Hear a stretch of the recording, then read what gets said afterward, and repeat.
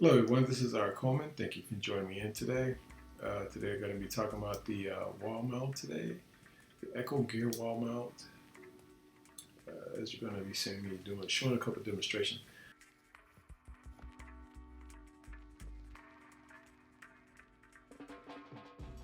First of all, you're going to need a stud finder. And you can try to knock on the wall, so if you don't hear anything echoing, if you don't hear any type of feedback and you hear that thump, that just means there's a stud right there. I'll be showing you that a little bit later in just a moment.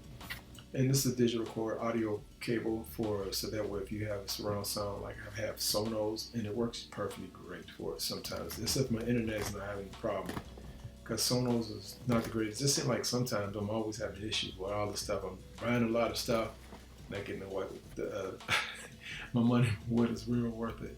And that right there was a wall feeder so that we can hide all the wires that's connected, HDMI, so forth. And this is the Echo Gear with the wall mount.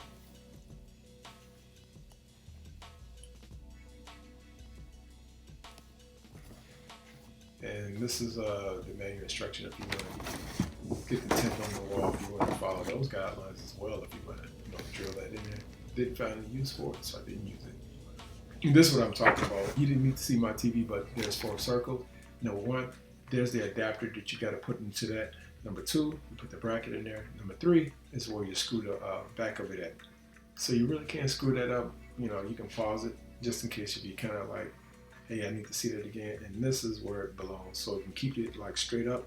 So it hangs on to the wall mount on the back of it. Next, we're going to be talking about the Tavul stud finder. And you can just power it on where my finger's at. And that little box is the indicator. And that's where the stud. And when you see that little arrow at the top, that's where it's electric current that's going right there. You might see all the lines when I move it kind of across the wall. I try to bring it closer so you can see it. So do forgive me from doing a lot of moving with the camera, but it was just me doing it.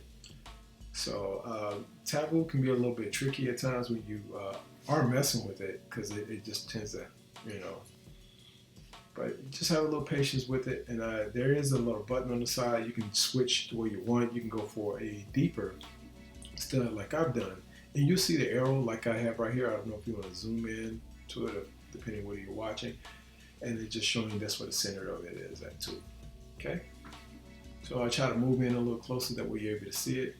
And at the top where you see that little line there, that's where you can usually point your, get a pencil and try to like mark it at where it belongs to. And next, I'm going to be showing you a demonstration, what's behind this wall, so you're able to get a quick view of that, depending where you're going to be setting your television at. So as you see, here's the studs. They're normally between 16 to 24 feet apart. You can, again, pencil mark them where they belong at. And depending, you got to be careful, like I said, electric current, because you don't want to electrocute yourself or damage any wires, or it might be gas pipes hanging around. Depending on how close you are to the kitchen, they can be there, vents and all so forth. And you should know where all your stuff at anyway. So there's a quick, part of it that I'm showing you right there. And again, I do apologize. I didn't think about it to the last minute. We was just so much in a hurry to get this thing up and get going. And here is the Echo wall mount that's already marked on there. And here are the 4 circles again, going to be coming up right now. You can't miss these holes at all because you'll see them. And also, if you want to mark them, they should be marked already, because you should have your pencil and they should have lined up. And if you need measuring tape, you can use that as well. And also use a leveler too, because you want to make sure it's leveled out. And I do apologize for that as well, because I had not shown that on here. And this is the part that I'm using for that system where you've got to feed all the wires through. So, and hopefully that, you can get that worked out for you. We did have a little trouble with it. We went back and forth, using the power screwdriver that I was using, back and forth. You'll see my buddy Corey, he's going to be grabbing out the hammer, kind of like trying to make it catch. I don't know if it lost the grooves in it, how sharp it was, so yeah, I mean, it's okay. I can't really say a lot about it because I didn't get mine to flush so well in here. And if you have, you got a trick that, please share it. I'll be willing to check it out and perhaps make mine a little bit more flush. But the wires are hidden. I'll tell you that now. So, and you know, it worked out. What can I say? So, and there's my Black & Decker. So we're trying to get it to go, but and you see the wires right there. And the next shot, you're gonna see, you know, the wire is not gonna be there anymore.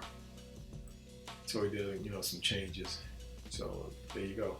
You're not even seeing it. None of, you know, my company, I have invite them over. They're not gonna be able to see it unless I mention and say, hey, look, there's something outside the wall. But hey, again, I just want to thank you all for watching. You can click subscribe or shoot me a message. Thanks again. I appreciate it. You guys have a wonderful day. Goodbye.